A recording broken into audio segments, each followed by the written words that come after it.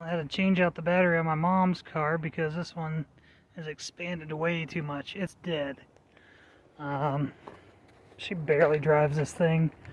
Like oil change maybe every year or two because it doesn't get driven. So I put this on, and this, all I have to do is twist that off until the lights go out. There's no power connecting, and that's a good quick way to keep this as a vehicle that doesn't get used all the time. Lights turn back on, you see. So yeah, if you don't use your vehicle all the time and you're not running a lot of amperage through it, you can use one of these.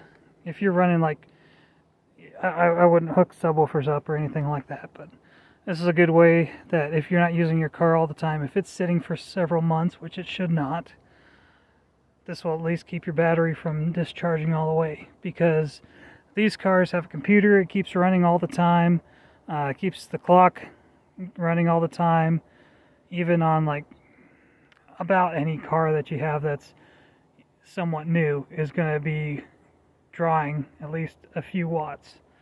So just make sure either do that or just completely pull it out. But if you're using it every so often, then I'd probably just get one of these switches. But if you're not using it for several months, I'd just pull the battery if you can. And this goes on the negative terminal.